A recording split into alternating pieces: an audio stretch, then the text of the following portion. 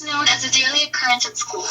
We brush situations of abuse at school aside, labeling them as kids will be kids. But what if 78% of that bullying could simply stop? Our names are Mariana Hernandez, Kayla Aguirre, George Titus, and we have been doing extensive research on the topic of gender identity. People deal with gender expression in different ways, but all the different reactions come from the fact that we are not taught the specific differences between gender and sex. This following video presents the differences between gender and sex. Gender identity and the way we address it affects students negatively from a very early age. We can all fight for gender inclusivity and help the many kids who are discriminated because of something they can't control.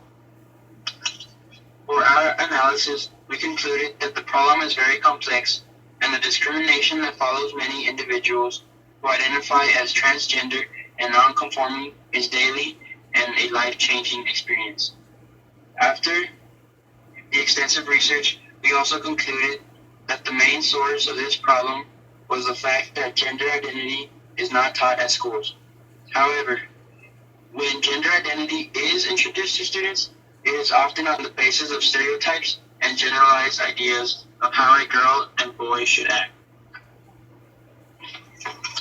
According to Child Development Encyclopedia, a class with more gendered terms such as boys and girls, and who were told to line up by girls and by boys, were more likely to stereotype their peers, and this can affect their behavior for a lifetime.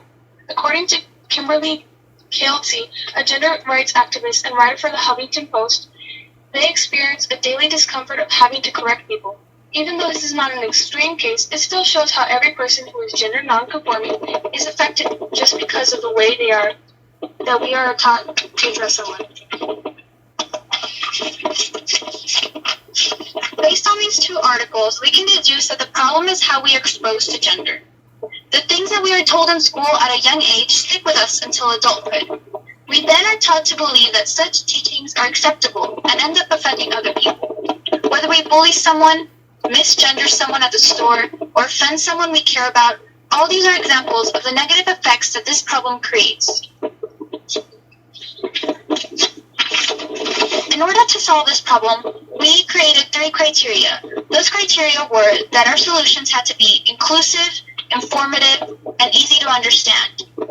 This is a video that explains these 3 criteria. We also created a video to explain our different potential solutions.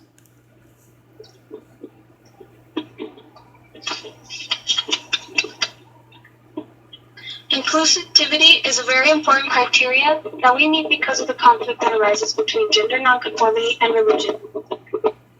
We have to keep in mind the majority of the United States who is of Christian faith. Christianity bases their rejection of people who identify as transgender and nonconforming on the Bible. Many other religions also make campaigns which argue against the rights and protections of gender nonconforming individuals.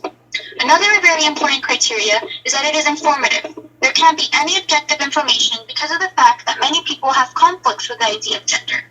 Our potential solutions had to be kept easy to understand for the many who grew up believing that gender nonconformity is wrong. We have decided that extensive lesson plans on gender fluidity, biological sex, and the science of sexual orientation throughout the grades with increasing complexity as a child gets older was the best idea. This was because, according to the GLCEN Model District Policy on Transgender and Gender Nonconforming Students, a good policy for such students would include gender-inclusive language and gender-inclusive dress code, as well as the many other things that we base our decision on, such as lesson plans on gender fluidity and biological sex. Also, according to Thomas Aberle, principal of State Public Elementary School, making his school's policies more gender-inclusive decreased the amount of verbal harassment and physical harassment that occurred at his elementary school. According to both of these sources, students are more than capable of understanding ideas such as gender. If ideas that are more complex, such as biological sex and sexual orientation, are introduced later on in their educational path, then they will slowly but surely grow up to be more accepting.